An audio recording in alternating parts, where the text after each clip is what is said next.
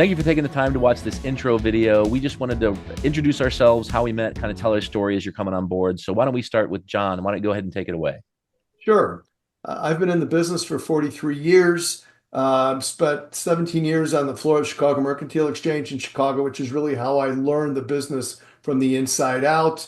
I launched Asbury Research after I got off the floor in the late 90s. A few years later, I launched Asbury Research, and we started doing research primarily for money managers.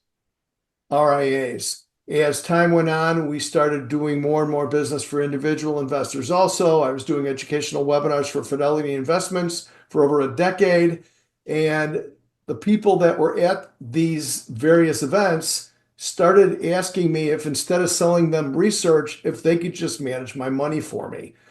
So we decided that we need to create a new arm of the company that would be able to do that for them. And so I went to Tyler Wood, who's I think he's the executive director and the CEO of the CMT Association, and asked him if he could help to find me somebody that would be a good fit for us, that looked at markets the way we do, that looks at how to treat clients the way that we do. And he introduced me to a number of different people, and one of those was Adam. And we liked Adam from the start. So that was really kind of how we got to where we are now. Yeah, and on my side of the story, I guess it was I'd been running a financial advisory firm, a fee-only fiduciary RIA firm for 23 plus years at this point. I'd started my career 21 years of age, 60 pounds lighter, so I looked like I was 16, trying to convince people 3 times my age to trust me with their life savings. And I started my career 10 days before the World Trade Center went down. So that was not exactly the easiest time to start. But it was halfway through 2008 that I started using technical analysis in my firm, got involved with the CMT Association, became a CMT. And then one day, Tyler, as you said, reaches out to me and says, "Hey, I need to make an introduction. You need to meet these two guys, Jack and John Kosar, because they're doing this great research. They have wonderful models. But the thing that's missing is that they don't do money management, and that's what you do. So we thought it might be a match made in heaven. So obviously you were meeting with other people than just me, but I felt like we hit it off right away. We share similar philosophies, not only from a business and research standpoint, being that we're both technical analysts, but also, in my opinion, personally, we're both fiduciaries for our clients. The whole old school, handshake mentality that seems to have gone away over the years. The idea, if it weren't for our clients, we literally would not exist. We wouldn't have a job if it weren't for our clients, and just pretending like everything we do is in tomorrow's front page. So I knew that you were interviewing several RIAs. I didn't know how many, but I just saw it as a missing piece in your business. And so did you, obviously, that we could fill at Libertas, not just technically and from a business standpoint, but in being the right partner personally. And from an ethics standpoint, two fiduciaries with similar creeds coming together to provide a top-notch elite level of service to clients around the country using these types of portfolio models. So I was just super excited, honestly. Yeah, no, it was kind of a good match off the top. I don't recall what it is, but the COSAR guys, we talk in metaphors quite often.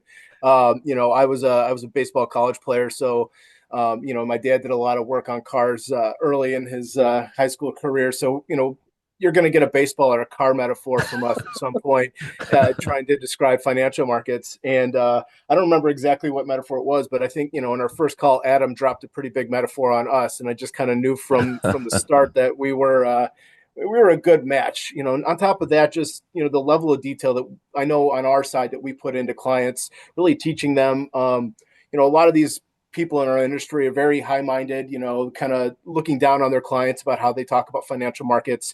And the reason we use metaphors as our key way of teaching our clients is that we want to bring things to an approachable level to the clients. We spend a lot of time on Investopedia with our clients, really detailing them not only what these words mean, but how they can apply it to their own investing and how we can help them.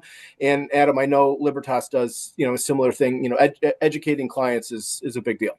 Huge. Yeah, no, it's a huge thing. And speaking of education and making things simple, I think that the last thing we'll share, and I mean, you probably already know this already if you're watching this video, is the models that we're managing now. Originally there was, CEIF, there's CPM, but one of the things that we've done recently, just in 2024, actually, was to launch portfolio models that were very simple.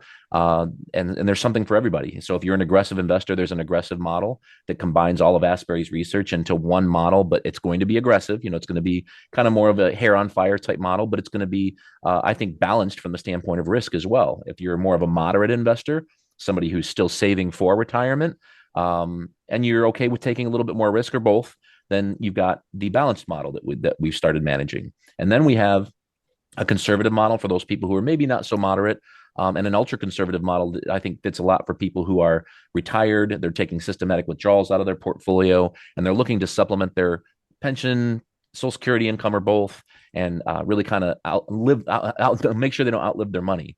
So we've got 7 different portfolio models. As you probably already know if you're watching this video, but we just wanted to thank you for the time. We wanted to hear a little bit about us, how we met and why we're doing this together, trying to save the world, so to speak. But thank you for your trust and your confidence.